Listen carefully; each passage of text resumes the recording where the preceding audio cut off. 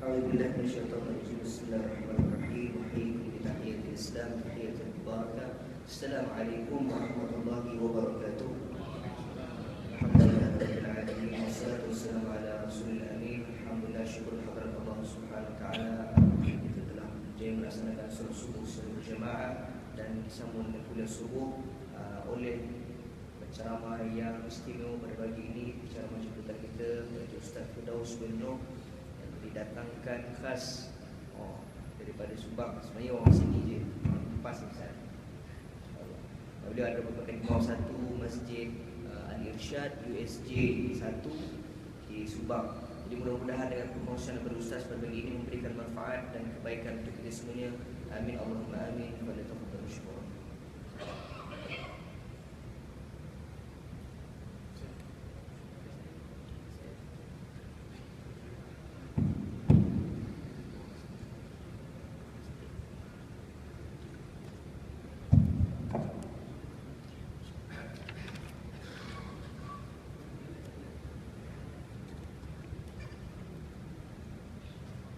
Bismillahirrahmanirrahim. Assalamualaikum warahmatullahi wabarakatuh. Innal hamdalillah nahmaduhu wa nasta'inuhu wa nastahdihi wa nastaghfiruhu wa natubu ilayhi wa na'udzu billahi min shururi anfusina wa sayyiati a'malina. May yahdihillahu fala mudilla lahu wa may yudlilhu falan tajida lahu waliyyan murshida. أشهد وأشهد أن لا إله إلا الله وحده لا شريك له وأشهد أن محمدا عبده ورسوله. اللهم صل وسلم على حبيبنا المصطفى سيدنا محمد بن عبد الله وعلى آله وصحبه ومن تبعه وولاه. سبحانك لا علم لنا إلا ما علمتنا إنك أنت العليم الحكيم. ولا حول ولا قوة إلا بالله العلي العظيم. اللهم اجعلنا من الذين يتبعون القول فيتبعون أحسنه. اللهم آمين. فأما بعد. Saya hormati Tuan Imam, Tuan Bilal, seluruh ahli jawatan kuasa Masjid Jami' Bandar Baruda, seterusnya muslimin dan muslimat yang dirahmati Allah Subhanahu wa taala. Alhamdulillah, pertama-tama dan selama-lamanya kita merafakkan syukur kita kepada Allah Subhanahu wa taala kerana Allah Subhanahu wa taala telah mengurniakan kepada kita nikmat yang terlalu banyak, yang mana Allah nyatakan di dalam Al-Quran, wa in ta'uddu ni'matallahi la tuhsuha. Kalau kamu umat manusia cuba untuk menghitung nikmat yang Allah kurniakan kepada kamu sepanjang hidup kamu, bermula dari ditiupkan roh bagi kamu dalam rahim ibumu, sehinggalah pada hari ini dan sehinggalah kita bertemu dengan Allah Subhanahu wa taala, la tuhsuha. Pasti kamu tak akan mampu untuk menghitung banyak sangat nikmat yang Allah kurniakan kepada kita. Berbanding dengan syukur kita kepada Allah Subhanahu wa taala. Jadi tuan-tuan dan puan Allah, wajib untuk kita mensyukuri nikmat Allah Subhanahu wa taala. Antara nikmat besar yang Allah kurniakan kepada kita ialah nikmat iman, nikmat Islam. Dan nikmat yang besar Allah kurniakan kepada kita ialah nikmat kehidupan. Jadi hari ini kita hidup, alhamdulillah, bersyukur kepada Allah Subhanahu wa taala. Sebab apa syukur? Kerana dengan kehidupan inilah yang membolehkan kita untuk membuat sesuatu yang mendekatkan kita dengan Allah Subhanahu wa taala.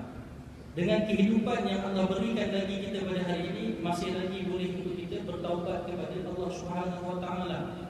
Dengan kehidupan yang masih lagi Allah berikan kita pada hari ini, kita masih boleh buat tambah lagi amal soleh kita. Masih boleh lagi perbaiki kesilapan kita.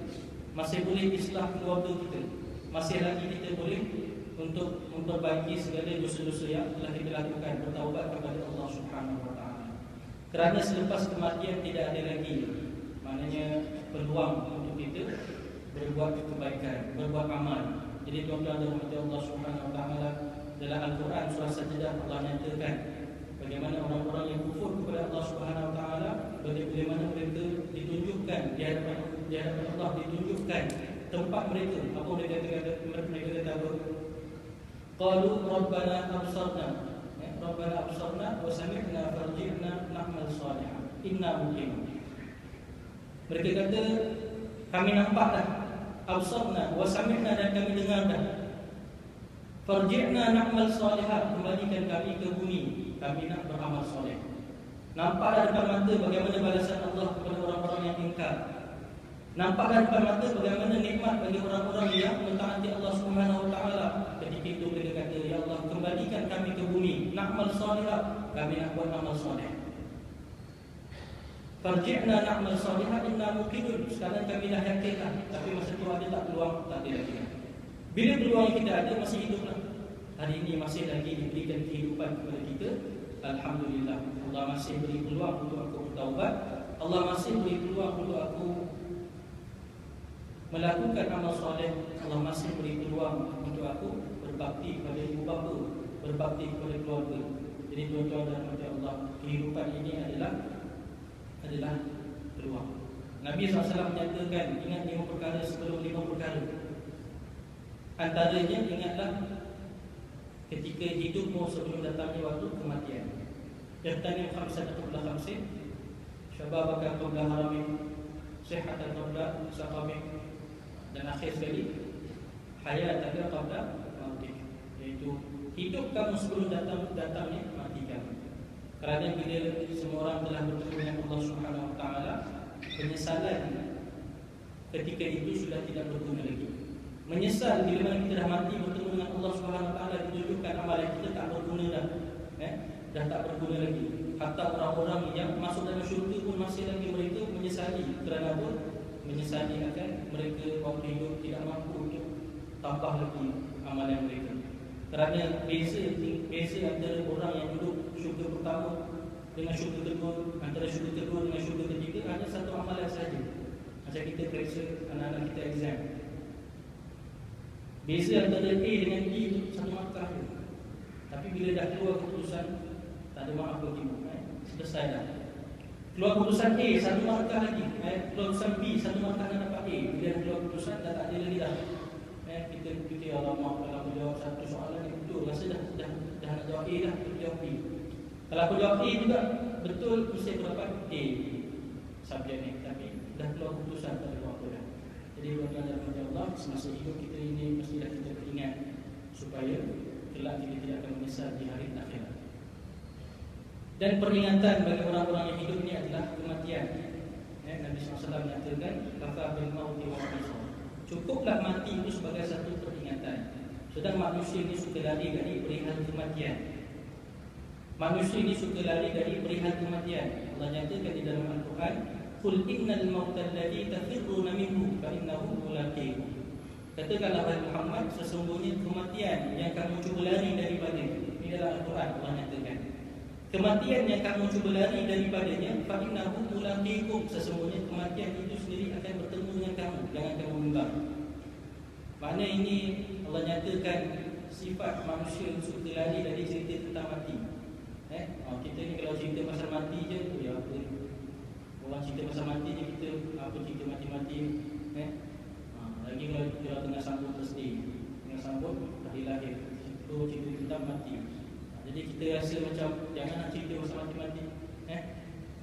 Sedangkan perkara yang pasti dalam kehidupan kita ini adalah kematian. Benda yang confirm.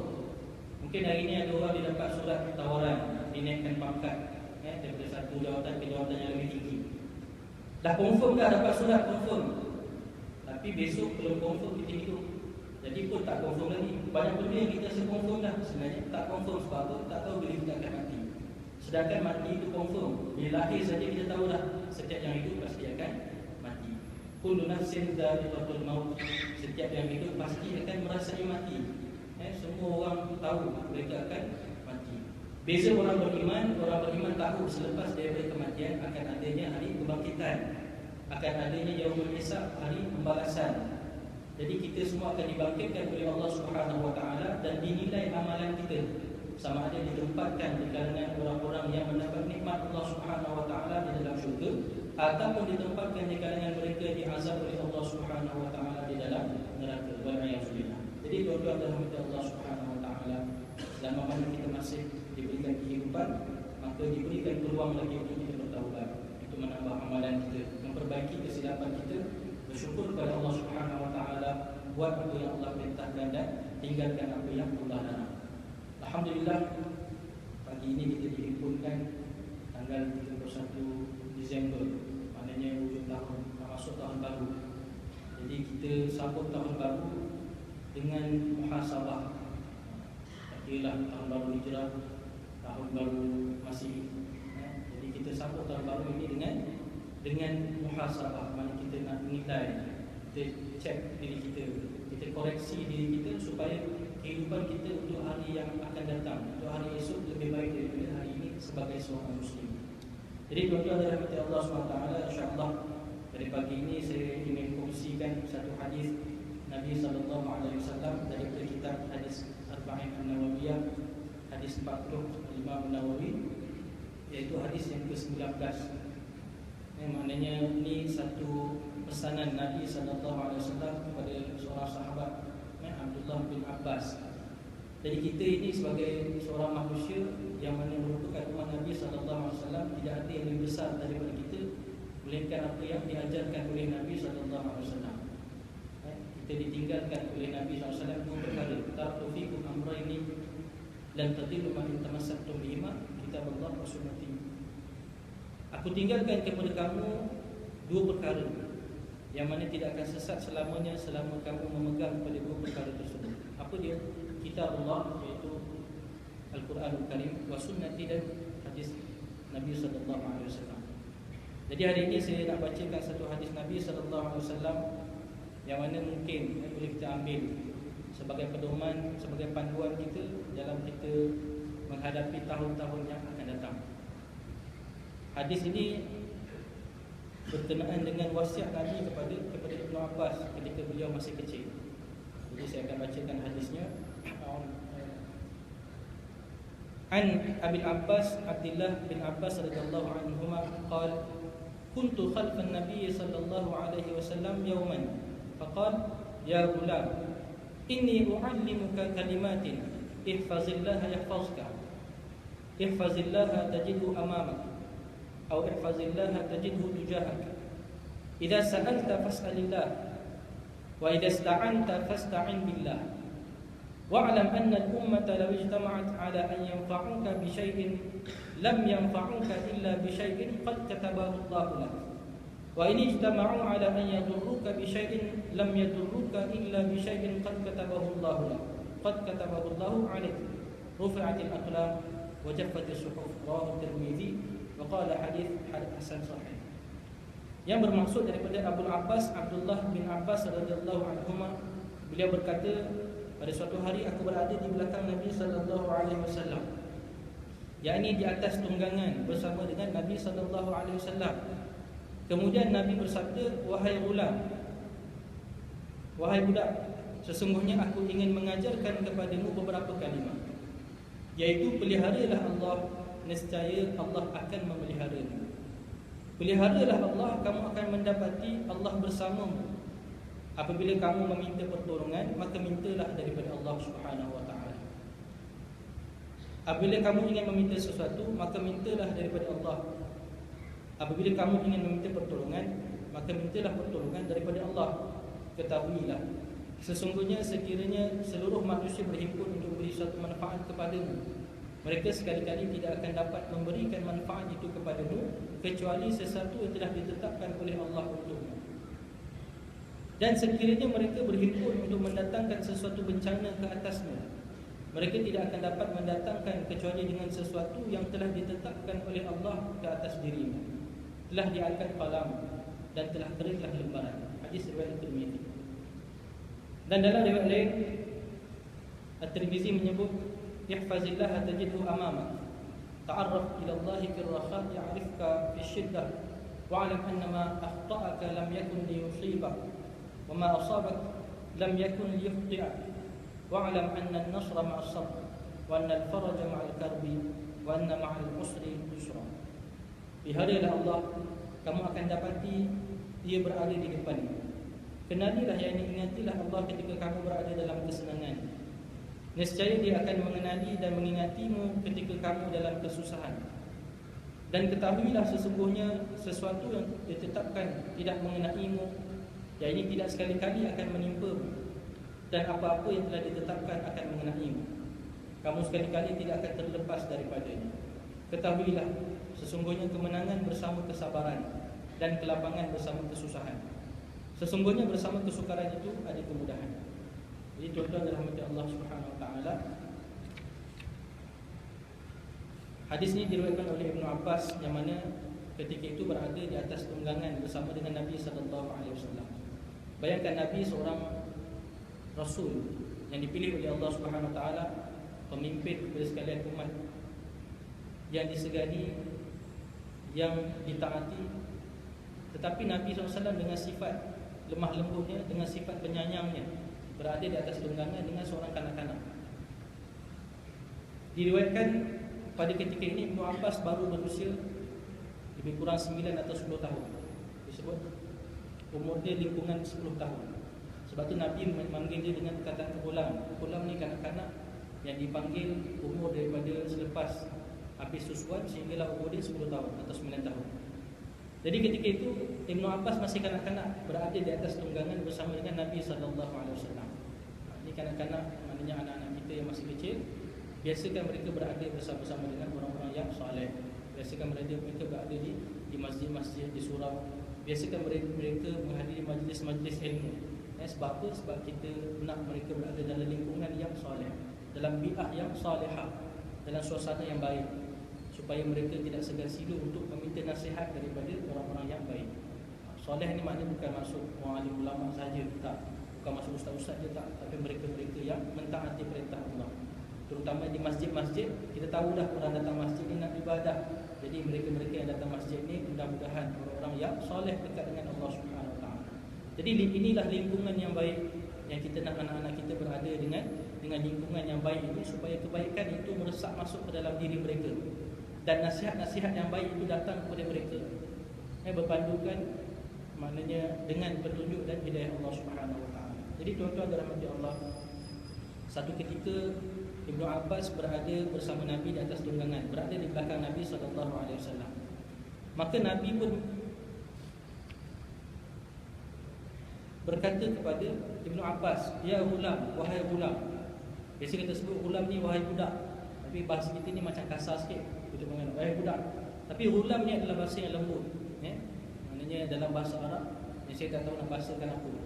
Mungkin wahai anak, wahai anakku. Ya ghulam.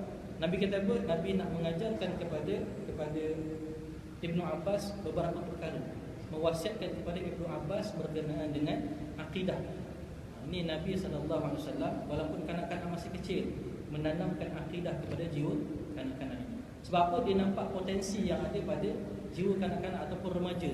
Jadi tuan-tuan dan puan-puan Allah SWT, jangan kita rasa lokek untuk nak menasihati kanak-kanak. Kadang kita kata biarlah dia budak lagi. Kita tak nak cakap perkara-perkara yang nak membentuk dirinya.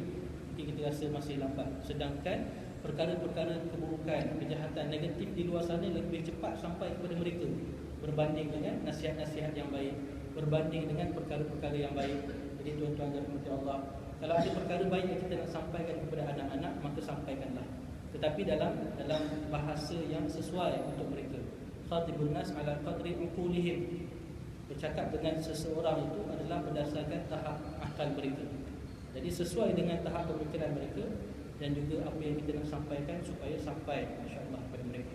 Jadi tuan-tuan dan rahmat Allah, Nabi SAW menyatakan kepada Ibnu Abbas, wahai ghulam, wahai anakku, aku ingin ajarkan kamu beberapa perkara.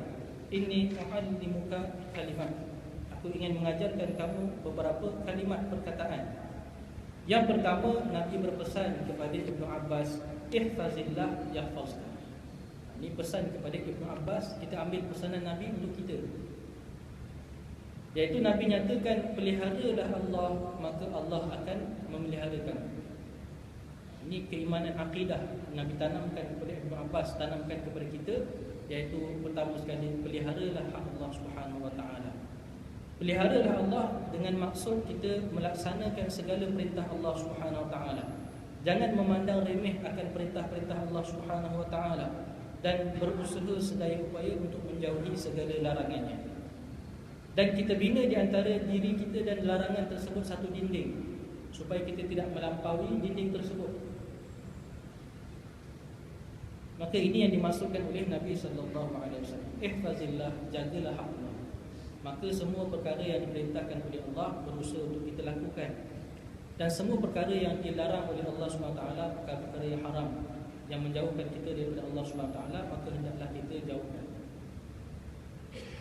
Yahfazka, maka dengan sebab kamu memelihara hak Allah SWT, kamu menjaga akan apa yang Allah perintah dan meninggalkan apa yang Allah larang, yahfazka, Allah akan memelihara kamu. Dan pemeliharaan Allah Subhanahu Wa Taala itu kepada kita bukanlah semata-mata untuk diri kita sahaja. Bila mana kita jaga perintah Allah, kita jaga hak Allah Subhanahu Wa Taala, maka Allah akan jaga hak kita sebagai makhluk Allah Subhanahu Wa Taala. Di dunia dan di akhirat. Di dunia ini kita akan dipelihara oleh Allah Subhanahu Wa Taala, dan di akhirat nanti ditempatkan di dalam syurga Allah Subhanahu Wa Taala. Ini sifat rahmat Allah Subhanahu Wa Taala. Kita buat kebaikan, mentaati perintah Allah Subhanahu Wa Taala, Allah beri dunia dan akhirat.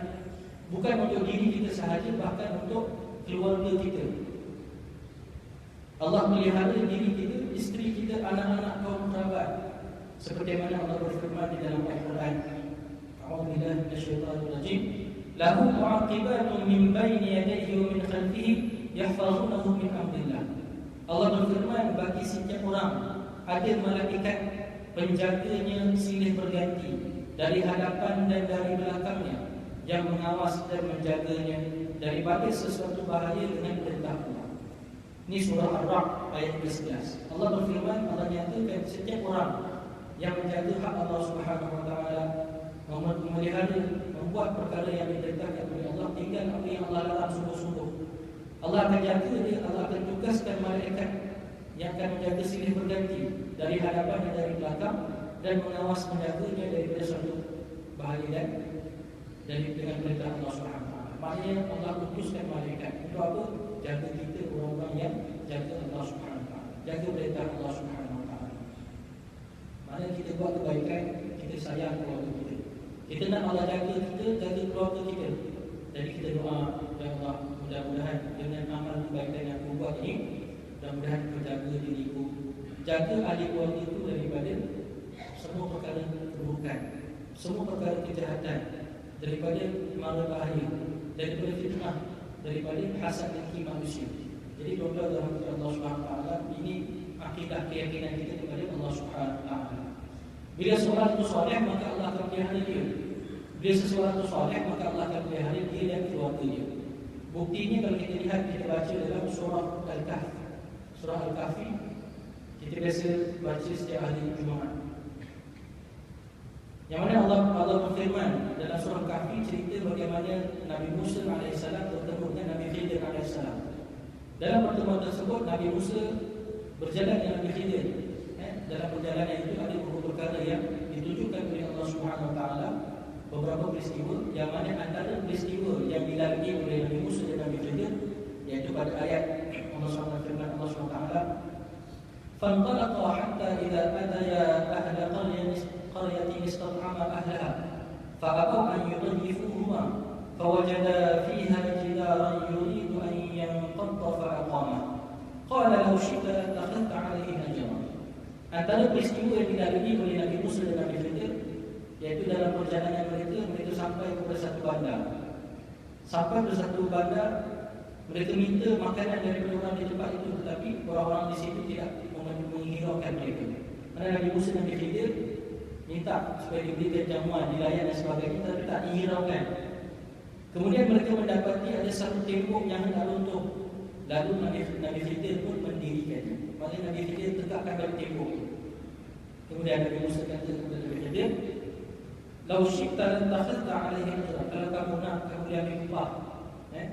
Maknanya datang satu tempat, orang tak hirau pun kita. Orang tak hirau pun kita, tiba-tiba nampak ada dinding nak runtuh. Jadi apa Nabi Khidir buat? Nabi Khidir tegakkan, dirikan balik dinding tersebut.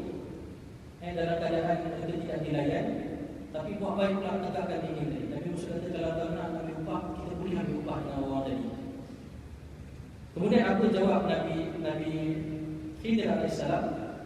Nabi Khidir pulas kembali apa yang dia buat tadi. Wa'amal jidaru fakana lihulamaini yatimaini fil Madinah wa kana tahtahu kanzul lahuma wa kana abuhuma salihah fa arada rabbuka an yablugha ashuddahuma ويستخرج كنزهما رحمة من ربك وما فعلته عن أمري ذلك تأويل ما لم تستطع عليه صبرا. Nabi Khidir menyatakan ada pun tembok yang dia dirikan adalah kepunyaan dua orang anak yatim di badan itu, yang mana di bawah itu ada harta yang terpendam, kanzul lahuma. Harta itu milik siapa? Milik kedua orang anak yatim itu. Wa kana abuhuma salihah. Siapa yang meninggalkan harta tadi? Yang tinggalkan harta tadi ialah bapa kepada kedua anak yatim tadi. Maknanya bapa dia dah meninggal, tapi bapa dia simpan harta itu di bawah dinding yang nak runtuh, dengan niat supaya bila anak ini dewasa nanti mereka boleh menggunakan harta tadi dalam untuk kehidupan mereka. Tapi ketika itu kanak-kanak ini masih kecil, masih lagi belum mampu untuk menguruskan harta tadi, jadi belum sampai masanya. Walaupun bapa tadi telah meninggal dunia dan meninggalkan harta untuk anak tadi di bawah dinding tadi, tapi Allah menyampaikan kepada dua orang anak siapa? Nabi Khidir alaihissalam. Dan disebut oleh Nabi Khidir, kenapa dia dapat perintah Allah tadi untuk menegakkan dinding tadi supaya sampai harta kepada anak yatim tadi? Kerana abuhuma salihah. Kerana anak bapa kepada kedua anak yatim ini seorang yang salih. Jadi tuan-tuan yang berkata Allah SWT, maknanya seorang yang salih akan dipelihara dirinya dan dipelihara ahli keluarganya. Dalam kisah ini kita lihat bagaimana bapa dia dah meninggal dah, tapi Allah masih pelihara anak-anaknya.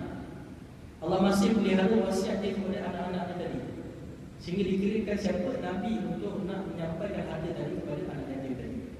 Jadi ini bukti yang dinyatakan oleh Allah Subhanahu Wa Taala bagaimana seorang yang soleh yang jaga perintah Allah, jaga hak-hak Allah Subhanahu Wa Taala. Yang Nabi kata, kamu jaga hak Allah, Allah jaga kamu. Bukan jaga diri kita saja, bukan jaga orang-orang soleh saja, bahkan keluarga mereka, anak-anak mereka, bahkan kaum kerabat mereka. Dan juga pemeliharaan ini bukan sahaja di dunia, bahkan di akhirat. Bila Allah pelihara jaga hak kita di dunia, takkanlah Allah rukit untuk pelihara kita, beri hak kita nanti di akhirat. Bila Allah beri nikmat di atas dunia ini dengan pelbagai nikmat, takkanlah Allah rukit untuk beri nikmat nanti di hari akhirat. Bila kita jaga hak Allah, Allah jaga hak kita di dunia, takkanlah Allah SWT tidak beri hak kita nanti di akhirat. Jadi tuan-tuan dan puan-puan Allah, bersama baik dengan Allah, buatlah kebaikan di atas bumi. Allah pelihara kita, diri kita, harta kita, keluarga kita, kaum kerabat kita daripada bahaya di dunia dan bahaya di hari akhirat. Kemudian Allah SWT berfirman dalam Al-Quran, wasari'u ila maghfiratin min rabbikum wa jannatin 'arduha as-samawati wal ardh u'iddat lil muttaqin. Dan bersegeralah kamu mengerjakan amal-amal kebaikan, dan bersegeralah kamu untuk mendapat ampunan daripada Allah Subhanahu Wa Taala, dan juga syurga yang mana luasnya seluas langit dan juga bumi, yang disediakan bagi orang-orang yang bertakwa. Jadi ini keampunan kita, orang-orang yang mengejar ampunan Allah Subhanahu Wa Taala diberikan kepada mereka syurga yang mana luasnya seluas langit dan bumi. Arduha samawati wal ardh, mana luasnya seluas langit dan bumi. Jadi ada saya dengar satu kuliah yang disebut bagaimana luasnya rahmat Allah Subhanahu Wa Taala, yang mana Allah kurniakan syurga kepada orang-orang yang bertakwa, yang Allah nyatakan dalam Al-Quran ini luasnya itu seluas langit dan bumi. Alangkah malangnya kalau syurga yang luas itu tidak ada tempat sedikit pun untuk kita. Jadi ini sebagai peringatan. Mudah-mudahan kita tergolong di dalam orang-orang mendapat tempat di syurga Allah Subhanahu Wa Taala insya-Allah. Dan para malaikat menyambut orang-orang bertakwa yang menjaga hak-hak Allah Subhanahu Wa Taala, seperti mana firman Allah dalam surah Al-Qaf. Saya bacakan maknanya. Inilah apa yang telah dijanjikan oleh Allah Subhanahu Wa Taala kepada kamu. Hadza ma tu'adun likulli awwabin hafiz, bagi orang-orang yang awab sentiasa kembali kepada Allah Subhanahu Wa Taala. Orang-orang yang bertaubat kepada Allah, kembali kepada Allah Subhanahu Wa Taala. Hafiz, dan orang-orang yang memelihara akan hak-hak Allah, memelihara akan hukum hakam yang ditentukan oleh Allah Subhanahu Wa Taala, memelihara peraturan yang ditetapkan oleh Allah Subhanahu Wa Taala. Jaga apa yang Allah perintahkan buat dan apa yang Allah larang itu ditinggalkan. Man khasya rahman bil ghaib mereka ini adalah orang-orang yang takut kepada Allah Subhanahu wa taala. Wajib biqalbin munib, dan mereka ini kembali kepada Allah Subhanahu wa taala dalam keadaan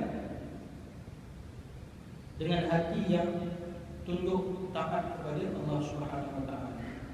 Udkhuluha bisalam, maka Allah perintahkan kepada malaikat untuk mengalu-alukan kedatangan orang-orang yang menjaga hak Allah Subhanahu wa taala. Para malaikat menyatakan kepada mereka, masuklah kamu ke dalam syurga dengan selamat dan sejahtera. Dzalika yaumul khulud, inilah hari yang akan bermulanya kehidupan yang kekal abadi.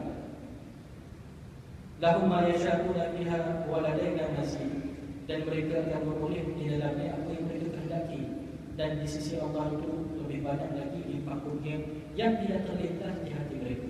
Jadi ini bagi mereka yang menjaga hak Allah Subhanahu wa taala. Jadi tahun baru yang akan kita hadapi, maka kita niat azam sungguh-sungguh, ya Allah, moga-moga tahun baru yang akan datang ini lebih dekat aku dengan Allah Subhanahu wa taala. Lebih banyak hak-hak Allah yang cuba aku jaga, aku pelihara. Maka dengan azam aku ni, ya Allah, berkatilah hidup aku, berkatilah keluarga aku, peliharalah diri aku. Jadi banyakkan berdoa kepada Allah Subhanahu wa taala.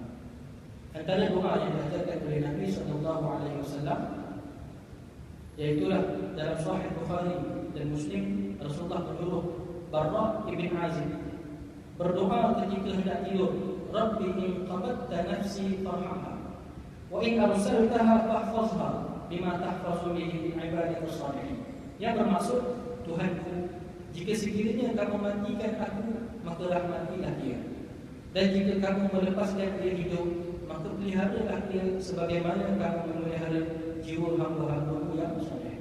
Ini doa sebelum kita tidur, antara yang diajarkan oleh Nabi SAW, supaya kita minta Allah SWT, kalaulah tidur aku ini tak ada lagi bangun selepasnya, maknanya kalau Allah nak matikan aku, rahmatilah diriku. Kalau masih hidup lagi, maka peliharalah jiwaku seperti mana kamu pelihara jiwa orang-orang yang soleh. Ini doa kita kepada Allah supaya kita tertolong di kalangan orang-orang soleh ketika kita hidup, dan juga ketika kita bertemu dengan Allah Subhanahu wa taala. Antara doa lain yang diajarkan oleh Nabi, yaitu hadis daripada Umar, Rasulullah SAW mengajarkannya supaya berdoa, Allahumma hfazni bil islami qa'ima wa hfazni bil islami qa'ida wa hfazni bil islami raqida wa la tuti' fi udwan wa la hasida.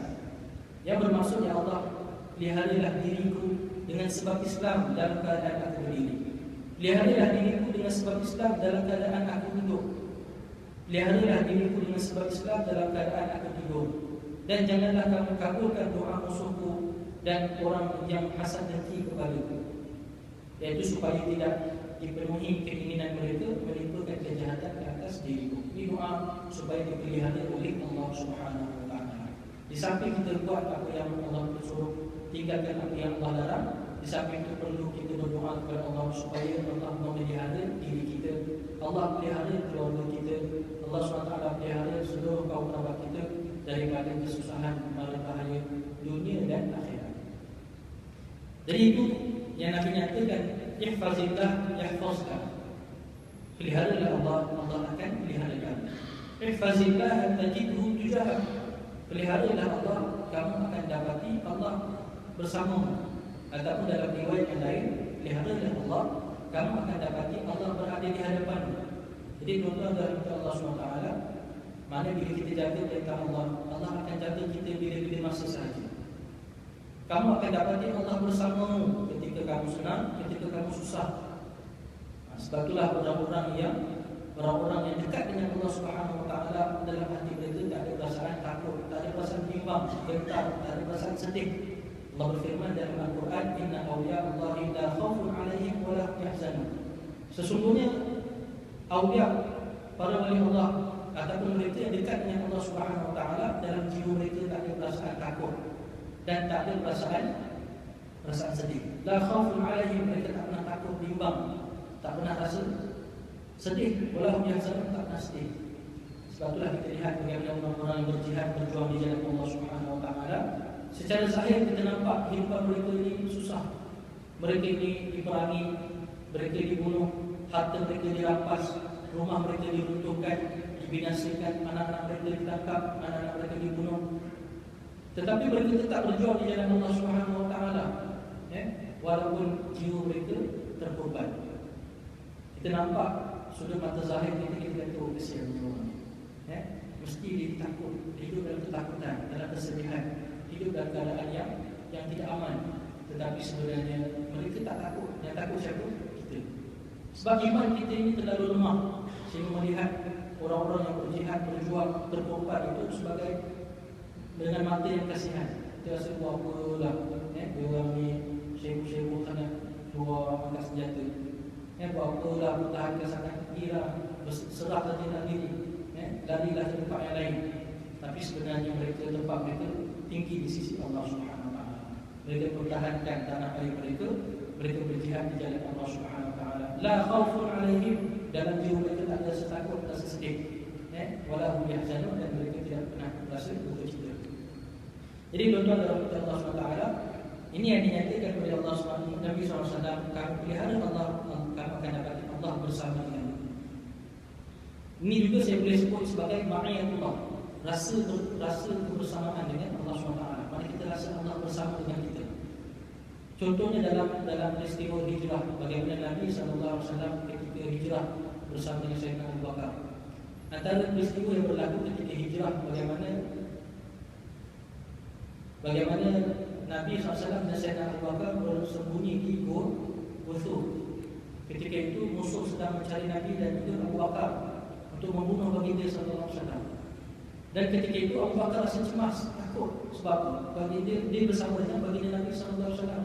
Sayangnya kepada Nabi sallallahu takut Nabi ni diapa-apakan. Sehingga dia dalam riwayat bagaimana ketika dalam peristiwa hijrah Nabi sallallahu berjalan, Sayyidina Abu Bakar sekejap-sekejap perlu sebelah kanan. Jalan-jalan tiba-tiba dia beralih ke sebelah kiri. Kemudian jalan lagi beralih ke hadapan. Jalan-jalan dia pula pergi ke belakang. Nabi kata, malah ya Allah, kenapa kamu ni wahai Abu Bakar? Pelik tengok. Kenapa kamu ni wahai Abu Bakar? Kejap kita pergi ke kiri, kejap ke kanan, kejap ke depan, kejap ke belakang. Sayyidina Abu Bakar kata, ketika aku berada di kanan, kamu wahai Rasulullah, aku tiba-tiba datang rasa takut musuh datang dari sebelah kiri. Takut-takut berlaku sesuatu kepada Nabi SAW. Maka aku pun beralih ke sebelah kiri Nabi. Bila aku berada di sebelah kiri Nabi, tiba-tiba terlintas hati aku, takut-takut musuh datang dari sebelah hadapan. Jadi aku pun beralih ke depan. Dan bila aku berada di hadapan, aku takut-takut musuh datang dari arah belakang. Aku menyakiti Nabi SAW, maka aku pun beralih ke belakang. Inilah bagaimana cinta sayangnya sahabat Sayyidina Abu Bakar As-Siddiq kepada Nabi SAW. Bimbang Nabi ini dicederakan, Nabi ini diapa-apakan. Dan ketika mana Nabi SAW bersama Sayyidina Abu Bakar di Gua Thur, ketika itu apa kata Nabi SAW? Nabi kata, wahai Abu Bakar, Nabi lihat Abu Bakar dalam keadaan yang bimbang.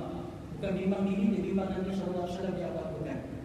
Nabi kata, wahai Abu Bakar, sesungguhnya bukan kamu dan aku saja, bukan aku dan kamu saja, tetapi Allah adalah yang ketiga.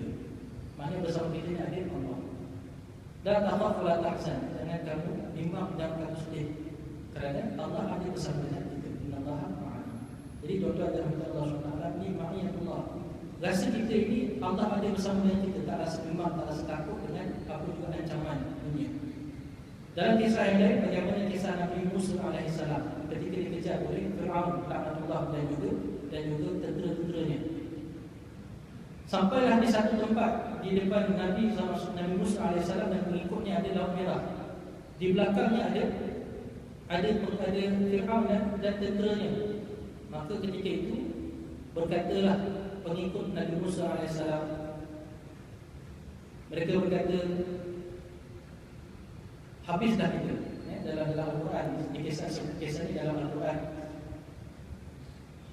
Bagaimana bila bertemu dua kumpulan, dua perkara ini antara Laut Merah dengan tentera Fir'aun.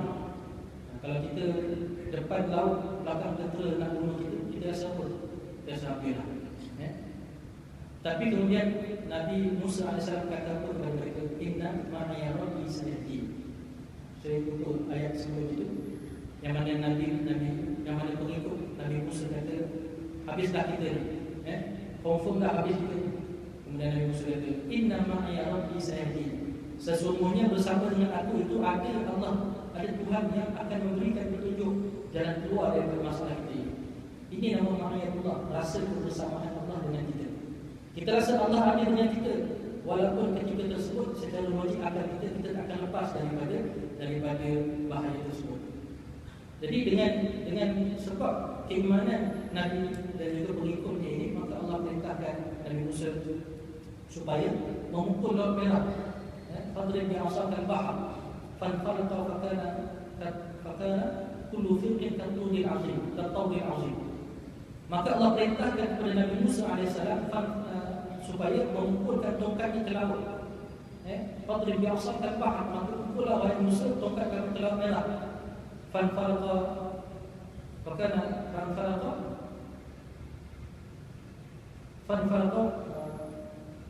fakana kullu firqin katudil azim. Maka laut merah itu terbelah dan belahan itu seperti gunung Taub. Katudil azim, besarnya sebesar gunung Taub. Ini disebutkan di dalam Al-Quran. Maknanya bagaimana diuji begitu sampai tahap kita rasa dah tak ada pilihan lain, habislah, binasalah kita ni. Tapi ketika itu Nabi Musa kata Allah bersama dengan kita, diberikan jalan keluar. Allah perintahkan Nabi Musa ketukkan tongkat di laut merah, terbelah lautan itu belahan sebesar gunung Taub. Ini jalan yang Allah berikan kepada Nabi Musa dan pengikutnya. Inilah dinyatakan sebagai ma'iyatullah, rasa Allah itu bersama dengan kita. Idza sa'alta fas'alillah wa idza ista'anta fasta'in billah. Kalau kamu nak mintalah dengan Allah Subhanahu wa taala. Kalau kamu ingin mohon pertolongan, mohonlah pertolongan daripada Allah Subhanahu wa taala. Ini akidah kita orang-orang beriman. Kita bergantung harap kita kepada Allah Subhanahu wa taala. Kita baca setiap kali sembahyang, ihdinas siratal, kita baca setiap kali sembahyang, iyyaka na'budu wa iyyaka nasta'in. Hanya kepada-Mu sahajalah ya Allah kami menyembah, dan kepada-Mu sahajalah ya Allah kami meminta pertolongan. Kepada Allah semata-mata kita menyembah, tidak mensyirikkan Allah dengan sesuatu, dan kepada Allah sahajalah kita berserah minta pertolongan, tidak meminta pertolongan dengan sesuatu selain Allah Subhanahu wa taala. Mungkin perantaranya banyak, sebab kita manusia hidup di dunia, tetapi akhirnya Nabi kata nak minta pertolongan, mintalah dengan Allah Subhanahu. Walaupun kita nak minta dengan orang, tapi doalah dengan Allah, minta dengan Allah SWT. Takut-takut dengan bantuan orang tersebut, kita yakin dengan orang, tak yakin dengan Allah SWT. Jadi tuan-tuan dan puan Allah, idza sa'alta fas'alillah. Kalau kita nak mintalah dengan Allah. Idza sta'anta fasta'in billah. Nak minta pertolongan daripada Allah SWT. Nabi sambung lagi, ketahuilah kalau semua umat manusia berhimpun untuk berikan kamu manfaat, takkan ada satu manfaat pun sampai kepada kamu melainkan apa yang Allah dah tentukan untuk kamu. Dan kalau semua umat manusia berhimpun untuk memberikan satu mudarat kepada kamu, tidak akan ada satu mudarat pun sampai kepada kamu melainkan apa yang Allah dah tetapkan mudarat itu memang untuk kamu. Ini akidah yang ditanam kepada jiwa Ibn Abbas, bahawa sesungguhnya setiap apa yang berlaku dalam kehidupan kita, baik ke, manfaat ke, mudarat ke, semua telah ditentukan oleh Allah Subhanahu wa taala. Tapi bukan mudah untuk kita nak letak, tanamkan dalam jiwa kita. Kadang-kadang kita buat sesuatu, kita takut balasan daripada manusia. Takut orang ni pukul kita, takut orang pecat kita, takut orang ni tarik beasiswa kita, takut orang sekian-sekian.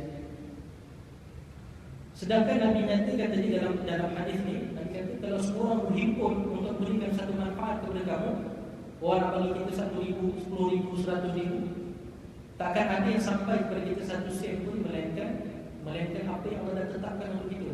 Orang bagi kita 100,000, kalau betul sampai kepada kita 100,000 itu telah ditetapkan untuk kita. Dan Allah ni rezeki kamu 100,000. Kalau 10,000 orang nak bagi kita, kalau Allah tetapkan 5,000 sahaja yang dapat dari kita, 5,000 itulah yang akan sampai, bukan 10,000. Ini yang ditanamkan oleh Nabi, akidah kita yakin kepada Allah Subhanahu wa taala tentang semua perkara kebaikan keburukan itu telah ditentukan oleh Allah Subhanahu wa taala. Dan kalau orang berpakat nak buat jahat pada kamu, maka Nabi kata sesuatu perkara mutara itu tidak akan sampai kepada kamu melainkan apa yang Allah dah tuliskan kepada kamu. Jadi kalau orang betul-betul beriman seperti mana yang dinyatakan, saya nyatakan dalam kisah Nabi Musa AS, kalau Allah dah tentukan mereka terbunuh di tangan tentera ataupun pengikut Fir'aun ini, maka mereka akan terbunuh sebab Allah dah tentukan itulah nasib mereka. Itulah ketentuan yang telah Allah tetapkan bagi mereka. Ini jiwa orang-orang yang beriman, orang yang berjihad di jalan Allah.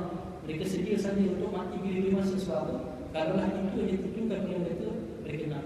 Sebab apa? Mereka tahu ganjarannya adalah syurga Allah Subhanahu Wa Taala. Jadi ini jiwa orang-orang beriman. Jiwa kita mudah-mudahan kita yakin dengan apa yang ditentukan oleh Allah Subhanahu Wa Taala. Rufi'atil aqlam wa jaffatis suhuf, telah diangkatlah pena, pen. Wa jaffatis suhuf, dan telah keringlah lembaran. Ini berkenaan dengan maknanya semua ketentuan ini telah ditentukan oleh Allah Subhanahu Wa Taala. Kita baca, kita tahu bagaimana dalam surah hadis Nabi SAW, ketika mana seorang bayi itu lahir, seorang anak itu lahir, dituliskan kepada dia 4 perkara. Dituliskan kepada dia 4 perkara. Yang pertama, bila dia mati. Mana kita lahir, ditiupkan roh kepada janin berusia 4 bulan dalam kandungan ibunya, maka ditiupkan roh itu bersama dengan 4 perkara telah ditentukan kepadanya. Yang pertama apa? Ditentukan kepadanya kematian. Tiupkan roh pada janin dan ditentukan tarikh kematian dia bila. Jadi jangan risau, kita semua akan mati. Bila kita mati, bagaimana cara kita mati itu kita kena doa kepada Allah SWT. Mudah-mudahan Allah berikan kita kematian dengan kematian yang baik. Allahumma khtim lana bi husnil khatimah wa la takhtim alaina bi su'il khatimah. Ya Allah, matikan kami dengan kematian yang baik. Jangan matikan kami dengan kematian yang buruk. Jadi kita doa kepada Allah SWT. Kita tak tahu di mana akhirat kita. Sedang Nabi nyatakan innamal a'malu bil khawatim. Sesungguhnya amalan itu dinilai dengan penutupnya, dinilai dengan pengakhirannya. Jelas sekali bagaimana pengakhirannya. Sebab orang buat bangunan, dalam proses bangunan itu dibina, baru buat tiang, baru pasang, baru simen, baru buat lantai, baru piling dan sebagainya. Orang tak kata bangunan ini hebat. Orang buat kapal terbang, belum siap kapal terbang, tak kata kapal terbang itu hebat. Tapi bila dah siap, barulah orang puji, cantik kapal terbang. Rumah ni besar, cantik, binaan dia hebat, baru orang puji. Sebab apa? Nabi nyatakan tadi, sesungguhnya setiap amalan itu dinilai pada pengakhirannya. Jadi kita nak supaya kehidupan kita ini pengakhiran yang baik. Sebab nilainya di situ. Jadi tuan-tuan dan puan-puan Allah Subhanahu Wa Taala. Yang kedua, dituliskan kepada anak Adam yang lahir itu, yang ditiupkan roh pada janin itu. Yang kedua ialah rezeki. Rezekinya telah ditetapkan ketika ditiupkan roh pada itu. Jadi samalah seperti saya sebut tadi, kalau Allah dah tentukan rezeki kita dah ditentukan dah. Sampai kita mati itu berapa banyak rezeki kita yang kita akan dapat. Jadi kita kat dunia ini berusaha sahaja untuk mendapatkan rezeki tersebut. Sedangkan rezeki itu telah ditetapkan, ditentukan oleh Allah Subhanahu Wa Taala. Sebab itulah dalam Al-Quran Allah nyatakan wala taqtulu auladakum khasyata imlaq. Jangan kamu bunuh anak-anak kamu kerana kamu takut tak cukup makan. Kami memberikan rezeki kepada kamu dan kepada dia. Dalam ayat yang lain Allah SWT nyatakan kami beri rezeki kepada dia dan kepada kamu. Kenapa ada dua macam berbeza terbalik? Dalam ayat lain nahnu narzuqukum wa iyyakum. Maknanya kami berikan rezeki kepada kamu dan kepada mereka. Dalam ayat lain nahnu narzuquhum wa iyyakum. Maknanya ada masa manusia ni dengan harta dia bimbang tak cukup untuk diri dia. Kami beri rezeki kepada kamu dan kepada mereka. Dan ada masa manusia ni bimbang rezeki itu tak cukup untuk anak-anak dia. Sampai dia berniat nak, maknanya dia nak bunuh anak-anak ni pada zaman jahiliah, membunuh anak-anak sebab apa? Takut, bimbang, tak cukup makan.